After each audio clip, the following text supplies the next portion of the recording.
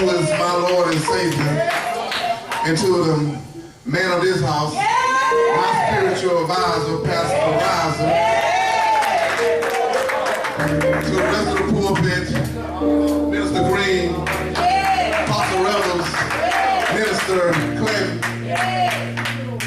and to the rest of the members inside these walls, to the deacons, and to my wife, who continue to support me and put up with me. Thank you, baby. Listen, we're going to be coming out of 2 Samuel chapter 2, verses 1 through 11. Chapter 1 mainly deals with the death of Saul. We'll be picking up in verse 1 of chapter 2. I'll be reading from the Voice Bible. The words may be a little different, but the meaning is the same. I ask that if you will stand,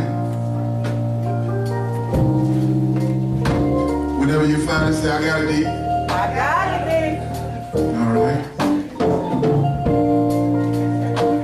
2 Samuel chapter 2, beginning at the first verse. Amen. And it reads, after David mourned, he asked the Eternal One a question. David asked, should I go down to one of the cities in Judah? The Lord indicated that he should go. David said, where should I go? The Lord said, Hebron. So David went to Hebron, a royal city, with his two wives, Ahinoam of Jezreel, and Abigail, the widow of Nabal from Carmel. David also brought along his men and their household, and they settled in and around Hebron. Then the people of Judah came and anointed David king over them.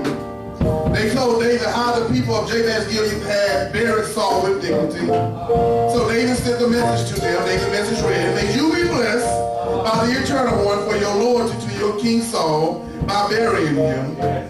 May the Eternal One love and be faithful to you, and I will also reward you for this noble act. Now be strong and mighty, for Saul your king is dead, and the people of Judah have anointed me as their new king. But it was not so simple. Abner, their son, who had commanded Saul's army, took Saul's son Ishbosheth and brought him to Mahanaim. And there Abner named Ishbosheth king over Gilead, over the Asherites, and Jezreel, Ephraim, Benjamin, and all of Israel. Ishbosheth, Saul's son, was 40 years old when he began to rule Israel, and he was king for 2 years. But the people of Judah followed David, and he was king over them 7.5 years. As far as the reading of the word, may God add a blessing to the reading and hearing of his word for the edification of our soul. You may be seated.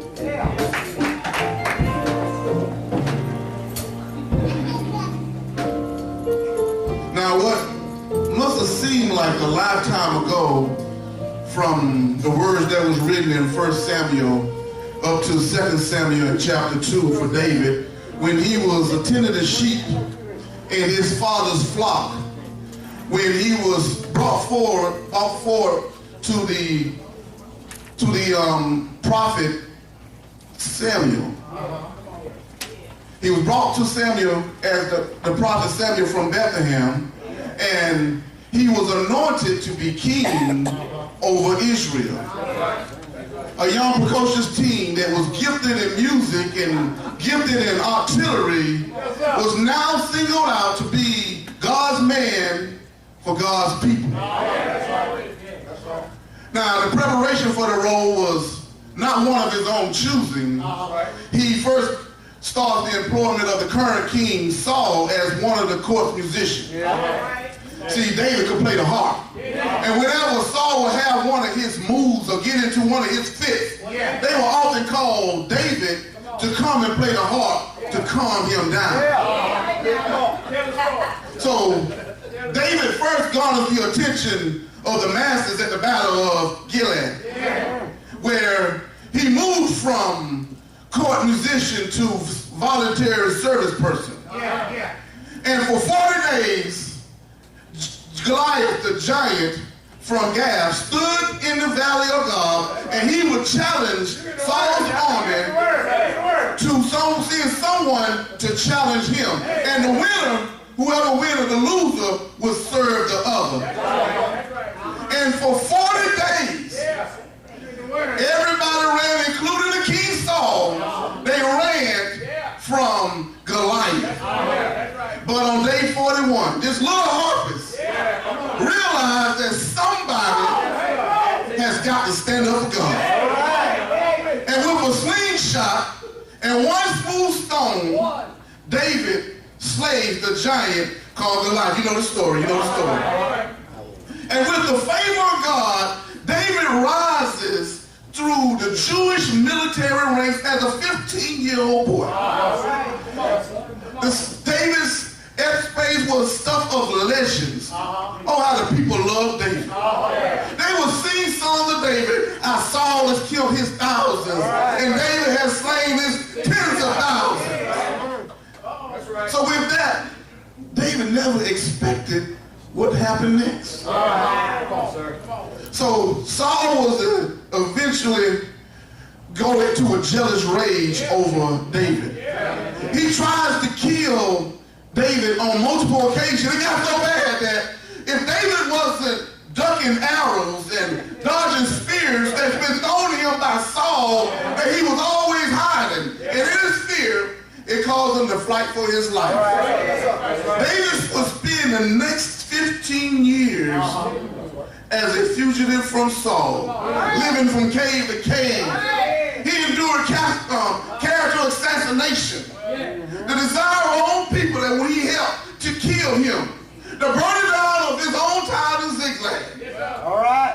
But through it all, God keeps David. And eventually, Saul is killed by the Philistines. Now the position that David was anointed for some 15 years ago is now available. Now, the issues that had caused him not to be king was no more. Saul is dead. Saul is dead. Everything seemed clear for David to become who God had anointed him to be. So with that, David sees the direction of God. He asks God, should I go to one of the cities in Judah? God says, yes, go. He says, where should I go? He says, go to Hebron. So with the guidance of God and the direction from God, David takes his wife and his family and they go to Hebron. They met by the people of Judah. They inform them of Saul's death and burial. And they anoint him to be king over them. Now with the oil still fresh on his head, David sends messengers to announce his public anointing as king of Judah. David has made it. He is where he needs to be. Or so it may seem. Now, this is where verse 8 comes in, and depending on your translation, it may sound like this. It may say, in the meanwhile, or it may say, meantime, or if the New Living Translation puts all the King James says, it says, but the Voice Bible gives us a little bit more amplification. The Voice Bible says that, but it was not so simple. Abner, who commanded Saul's army, took Saul's son Ishbosheth and brought him to Mahanaim. And there Abner named Ishbosheth to be king over Gilead and over the Asherites and the Jezreel and the Ephraim and Benjamin and all of Israel. Ishbosheth, Saul's son, was 40 years old when he began to rule Israel. With the death of Saul, things seemed clear for David to become who God had anointed him to be. But it was not so simple. Look at your neighbor and say, it's not so simple. Not so simple. It's not what it was. It was not what it seemed. There were some unforeseen complications that came this way. See, the death of Saul did not signify the end of all of David's opposition. While Saul was David's primary nemesis, he was not David's only nemesis. While Saul was most noteworthy for issues in David's life, he was not all of David's issues. While Saul covered most of the ink in 1 Samuel and on to 2 Samuel, he was David's only issue. All right. That's right. And with that, we receive this truth. The elimination of your primary challenge does not eliminate every challenge. There's always going to be something or someone to rise up to fit the place.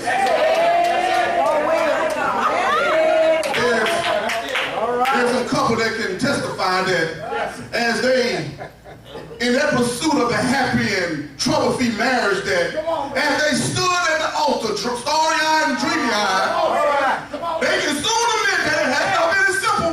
It has not been that simple. And as a single person that can say that, with all that I got going on, all of I had to accomplish, that finding someone to love me for who I am and walk with me along the path that God has established for me has not been as simple as you would imagine. There's some hot shot graduates that can say that with all my grades and all my accolades, finding the job of my dream has not been as easy as you would think it would be. Now I know there's some parents that can show them how far they're able. It's like raising my child to be able to withstand the pulls and the pressure of this society designed to shortcut their success has not been as simple as they would have liked it to be. When the devil fall, you would think that David could finally take a breath. But while David's catching his breath, Abner, the commander of Saul's army, takes Ishbosheth and anoints him. And 11 of the 12 tribes side with Ishbosheth. I want anyone to testify that just when you thought you could take your breath, just when you thought you could afford to let down your guard, up comes another Ishbosheth, another child to claim your attention. You need to remember this. You should never think that the elimination of a primary challenge is the end of all challenges in your life. Because the adversary is always looking for something or someone to fill the spot. There's always going to be something or someone willing to be used by the adversary to come against what God has for you in your life. See, the plans may be variable, but the opposition is constant. At the prompting of Abner, Ishbosheth claims the right to succession. And 11 of the 12 tribes align with him. Now, this is hardly what David would have imagined. Because Ishbosheth was not even known for victory in battle. A matter of fact, you don't even read the name Ishbosheth until you get to this passage. That's right. Ishbosheth is a no-name entity. He is Abner's puppet. Come on. That's right. You might hear about Jonathan. You might hear about McCall when it comes to terms of his children, but you never hear the name Ishbosheth. But yet, Ishbosheth is brought to the center of the scene because Abner has dedicated him as his tool to come against David. He's Abner's puppet, y'all. And friends, there's always going to be somebody that you don't recognize.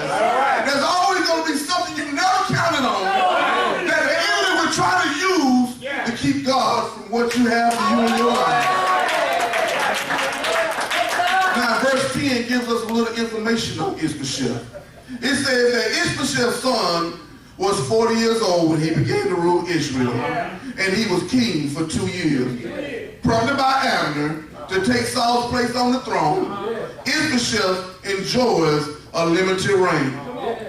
He's king, but only for 2 years. And friends, what you need to understand is that the pursuit of God's promise and purpose, it is never as simple as it may seem, but it is not also as impossible as you feel. All right. That's right.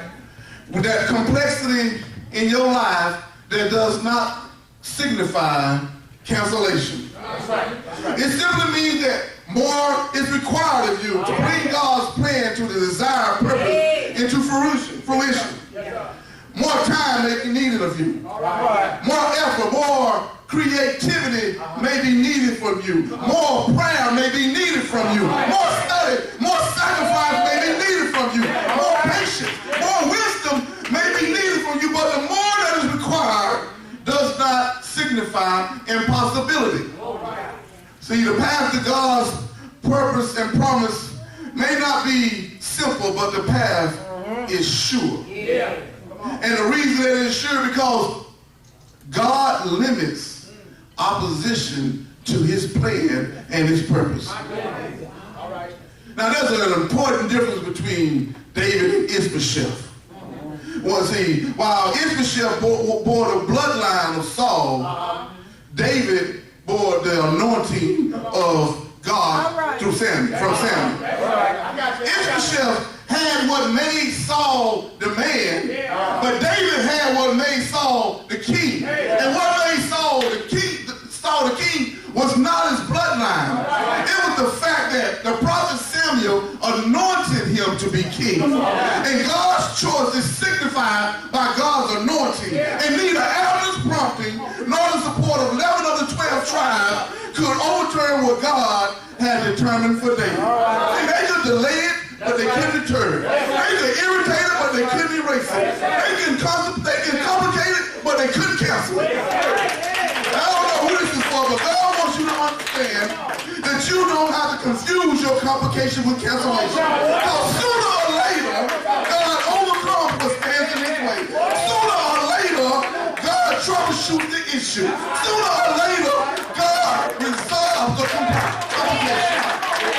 And God would erase the irritants. Ishbosheth was king for 2 years. So look at your neighbor, say, just 2 years. Little did he know that he was just keeping the spot warm for David. He was just a placeholder for David. And I don't know what it was. They don't even know it, but they just keeping the spot warm for you. And they need not get comfortable in the spot because what God has for you, it is for you. I hear you asking the question, say, well, what do I do in the meanwhile? I'm glad you asked. You're a smart congregation. See, what you need to do is pay attention that God provides. And God produces within your time of complication.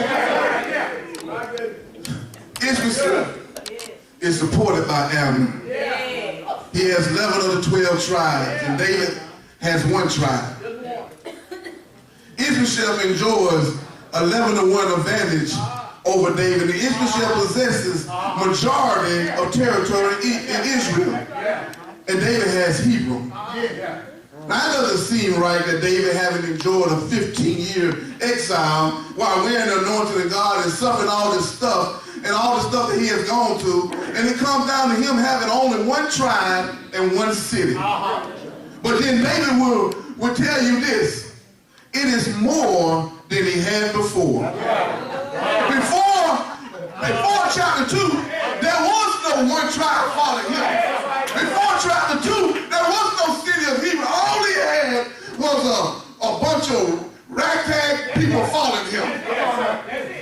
But now he has at least 1 tribe. He has at least 1 city. And that city being the city of Hebron. And if anybody know anything about Hebron, Hebron was a distinguished city. Hebron was the city where Caleb requested from Joshua when he said, therefore give me this mountain. Hebron was the most distinguished city in all of Judah. It was the largest city of refuge in that region. The city set aside for Aaronic priesthood. It was more than what David had before. You know, it was an upgrade. It was an improvement in his current condition. It was a step in the right direction. And I don't know who this is for, but in your pursuit of your 12, that you only have 1, and well, what are you doing with your 1? You ought to be happy with the 1 that you got, because you can't get the 2 if you don't like the 1. And you can't sure don't get the 12 if you don't do 1. If you got the first one, and God has promised you 11 more, then you need not worry about them other 11. They're going to come, but they're going to come in God's own time. And the problem is that we try to rush a time with God. You can't rush God. So if you got your one, what you need to do is maximize your one. Here's what you do with your one. Do with the one what you plan to do with the 12. It could be a one-bedroom apartment. It could be a one-bedroom apartment. But it is the place that God has placed you. And you ought to treat it like a 6,000-foot square meter. You ought to maximize it. You ought to decorate it. You ought to look at it and say, this one I got is the best one that ever been. There ain't never been another one like this one. Why are you waiting on your 12? Why are you waiting on your 12? What are you doing with your one?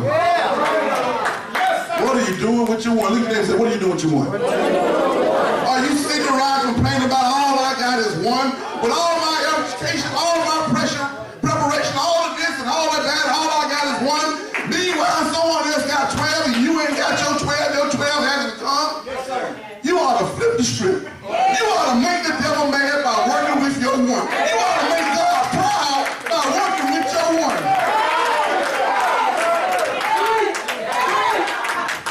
Instead of sitting there fussing about your one. You know, folks say that I'm going to hold my praise till it all comes my way. You might be holding your breath for a long time. You might want to let the breath go with the one that you got. See what you do with the one, then he say, okay, he ready for number two. But he can't give you two if you don't work with number one. That's a waste of his time and his resources. Work with your one, work with your one, work with your one. Yes, boy, God, David has a purpose and he's promised for all of Israel. And at this point, he only got one tribe following him. He only got one city on his influence. David would tell you, don't be fooled by people or places. Stay focused on the promise of God. And if you stay focused on the promise of God, God will start opening your eyes to the fulfillment inside your complication.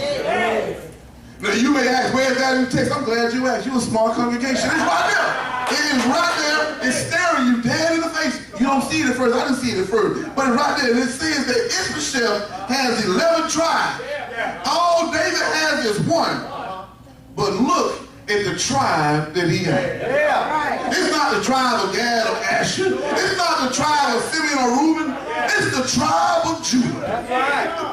Now you may say, what's so special about Judah? I'm glad you asked. You're a smart congregation. The tribe of Judah is a tribe of royal purpose. There's a word spoken over Judah's head. It was spoken in Genesis chapter 49 when Jacob said to Judah, your brothers shall praise you. Your hand shall be on the neck of your enemies. Your father's son shall bow down before you. The scepter shall not depart from Judah, nor the ruler's staff from between his feet, until who comes to whom it belongs, and to him shall the obedience of the people. This is just a tribal royal destiny. But God could have given any tribe to follow David. That's right. God knew what he's doing. Yes, sir. He could have gave any tribe to follow David. Yes, sir. But he said to David, I want you to be reminded that within your complication, I'm fulfilling my destiny with the one tribe you got. Yes, sir. Yes, sir. Yeah, Judah is not just a tribe of royal purpose, but the name of Judah tells David what should come out of his mouth. Yes, sir. The name of Judah literally means praise. Yes, all right. That's it. And Judah said, David, That's it. in the midst of your complication, praise the Lord. David, in the midst of your irritation, praise the Lord. David, in the midst of the convoluted, praise the Lord.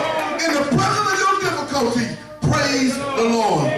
And I want somebody to understand that God is giving you something. He's giving you something to keep you focused. He's giving you a Judah. He's giving you a praise. He's giving you a worship. He's giving you a song. He's giving you a dance. Yes. You can have fire. They say, that's why I come to church today. I didn't know who I'd be sitting next to. I didn't know who was going to be preaching. I was hoping it was the pastor. I was hoping it was the apostle. But it didn't matter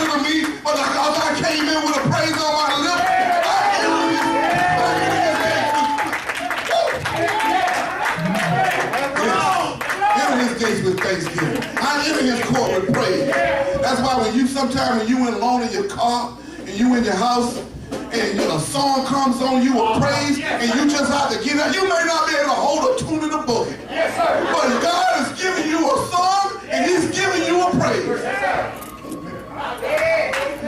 I'm closing. I'm not going to hold you long. You got to stay focused. You got to stay focused. It may not be simple, but it is sure. It may not be simple, but it is sure. You think it was easy for Jesus? You think it was simple for Jesus? It wasn't simple for Jesus, but it was sure. There was all kinds of complications when it came to Jesus. There was prenatal complications. Joseph wanted to secretly divorce Mary because he didn't understand how she got pregnant. There was delivery complications. Because when he was time for him to be birthed, there was no place in the end, and he had to be birthed and born. It was not easy for Jesus, but it was sure. There was postnatal complication. Herod wanted to kill him in his infancy. There was all kinds of complications. It was not easy, but it was sure. You think it was easy for Jesus hiding out in Egypt, being raised in a ghetto city called Nazareth? Foxes have holes, birds have nests, and he had nowhere to lay his head. It was not easy for Jesus. He had all kinds of issues. His family thought it was crazy. Church folks thought it was demon possessed. All he had was a ragtag man of 12 being followed, and within that one was a betrayer. Jesus realized that even with the betrayal, he realized that it was the fulfillment of Scripture. The crucifixion was the fulfillment of Scripture. God was working in his complication and making it apply with his will. Need another example?